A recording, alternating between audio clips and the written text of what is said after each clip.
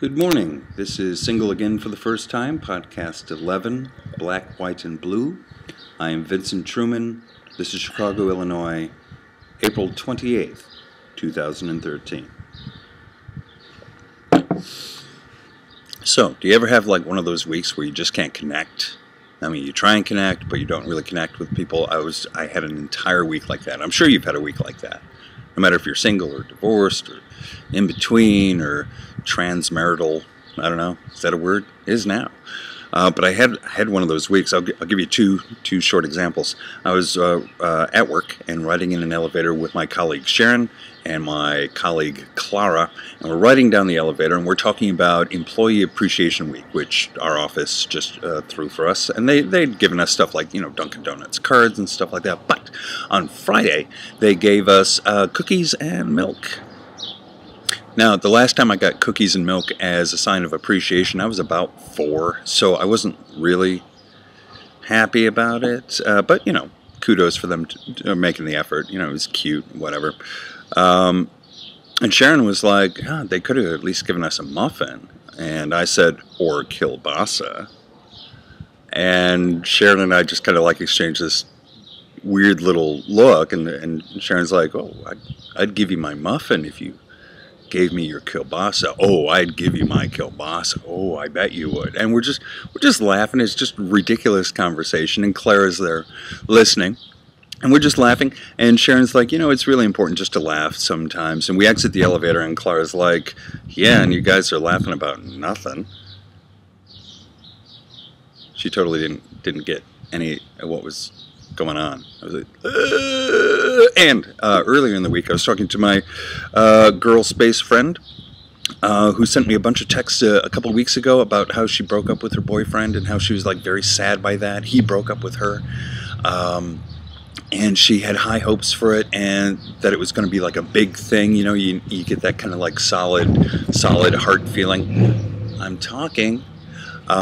So she had that, but she sent me a bunch of texts saying that they broke up and she was very despondent. Well, we didn't talk in the intervening couple of weeks until just a couple of days ago, and as soon as I get on the phone with her, I'm like, that guy's a prick, he's an asshole, you can do better than that. You know what he looks like? He's ugly. You know what he looks like? He looks like me, but if somebody took an air pump thing and jammed it into my ear, and it's just gross looking. It's just, God, you could do so much better. He's a prick.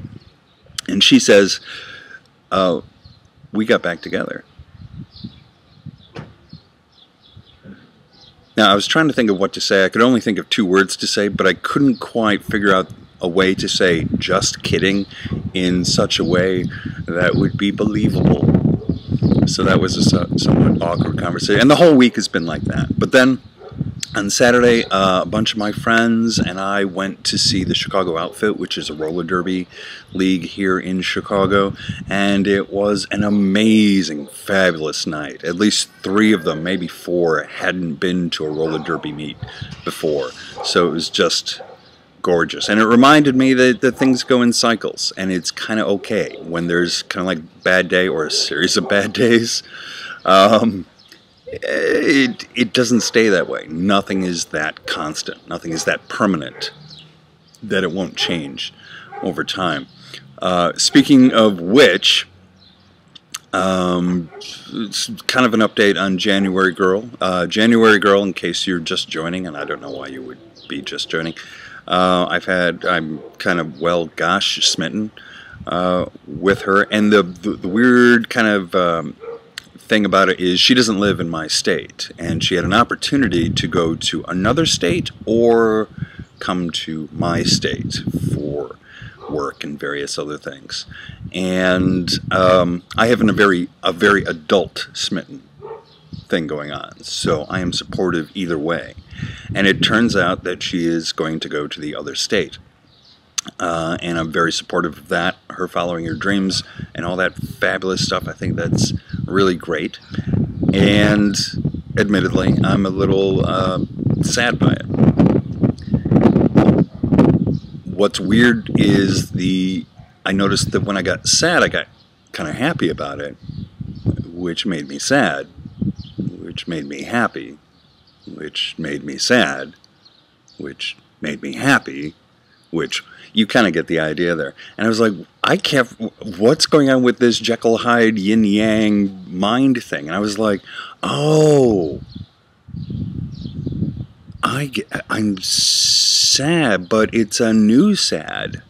It's a sad that has nothing to do with any prior relationship.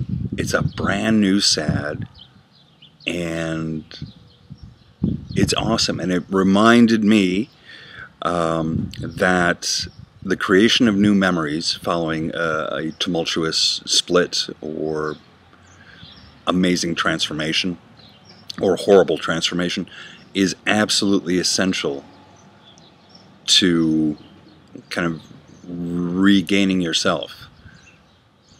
And even the sad ones are worthwhile.